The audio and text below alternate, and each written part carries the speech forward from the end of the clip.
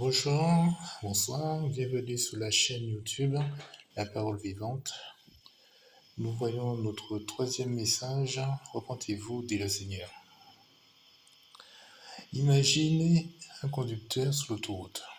Il roule depuis des kilomètres, mais dans le mauvais sens. Tout semble aller bien. La voiture fonctionne, le moteur tourne, la roue est dégagée. Le problème, ce n'est pas la vitesse, ce n'est pas l'énergie non plus, mais la direction. À un moment donné, vous voyez un panneau apparaître et écrit sens interdit. Donc demi-tour obligatoire. Continuer, ce n'est pas du courage. Et c'est de l'entêtement qui mène au drame. La repentance, c'est exactement cela. Dieu ne dit pas roule moins vite, il dit fais demi-tour. Ouvrez votre Bible en Acte 17, verset 30, où elle dit Dieu, sans tenir compte des temps d'ignorance, annonce maintenant à tous les hommes, en tout lieu, qu'ils aient à se repentir. Ce texte est clair. Dieu annonce, Dieu commande, et la repentance n'est ni optionnelle, ni secondaire. Elle est au cœur même de l'Évangile. Que signifie réellement se repentir? Il faut être honnête. Beaucoup parlent de repentance sans savoir ce que dit la Bible réellement. Se repentir, ce n'est pas être simplement triste, regretter d'avoir été découvert, ou pleurer sous l'émotion, ou promettre de faire mieux la prochaine fois. La Bible utilise plutôt les mots grecs métanoïa. Cela signifie changer d'intelligence, de mentalité et de direction. La repentance, ce n'est pas un sentiment, mais c'est une décision. C'est reconnaître que je ne suis pas seulement imparfait, mais je suis en tort devant Dieu.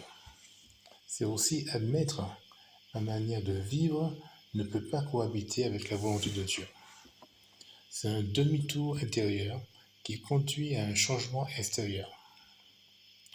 On ne se repent pas du bout des lèvres, on se repent du cœur, et cela engage toute une vie, toute la vie. La repentance aussi reproduit des fruits visibles. Par exemple, en Matthieu 8, verset 3, Jean-Baptiste était très clair, produisez donc du fruit digne de la repentance. La repentance authentique laisse des traces.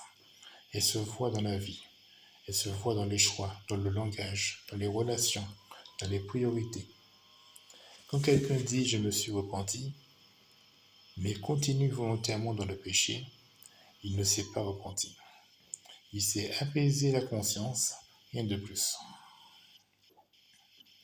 La repentance ne rend pas parfait, mais elle rend honnête, soumis et transformable. Sans changement réel, il n'y a pas de repentance réelle. Voyons quelques actes de repentance dans le Nouveau Testament. Par exemple, en Acte 2, versets 37 à 38. Après le message de Pierre, le texte dit « Ils eurent le cœur vivement touché. » Ils ne se sont pas défendus, ils n'ont pas relativisé, ils n'ont pas accusé les Romains. Ils ont posé la seule bonne question.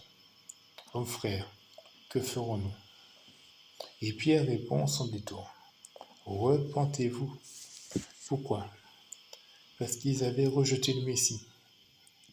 Parce qu'ils étaient coupables devant Dieu. 3000 personnes ont répondu à cet appel. Pas à une émotion passagère, mais par une obéissance concrète. La repentance ouvre la porte et l'obéissance la franchit. Prenons un autre exemple, l'exemple de Saul de Tarse, l'apôtre Paul. Saul était religieux, il était instruit, scellé, sincère. Et pourtant, il persécutait l'Église de Dieu. Sa rencontre avec Jésus ne l'a pas laissé changer. Après Damas, il ne mange pas, il se mit à prier il écoute, il obéit. Et en Acte 22, verset 16 nous dit, lève-toi, sois baptisé et lavé de tes péchés. Sa repentance n'a pas été théorique, elle a conduit à une soumission totale. Quand Dieu touche vraiment un cœur, il ne le laisse pas comme avant. La repentance et le salut, elle est aussi inséparable. Jésus lui-même l'a affirmé en Luc 13, verset 3. Si vous ne vous repentez, vous périrez tous également. Dieu ne négocie pas avec le péché. Il ne ferme pas les yeux, mais il ouvre grand les bras à celui qui se détourne. Le pardon est gratuit, mais il n'est jamais accordé sans repentance. En conclusion de ce message, nous savons que la repentance n'est pas une humiliation. Au contraire, c'est une libération. La repentance n'est pas perdre sa vie, c'est la retrouver. Et la repentance, c'est abandonner le péché. C'est quitter la mort pour entrer dans la vie. Dieu appelle encore aujourd'hui à ce tourment radical.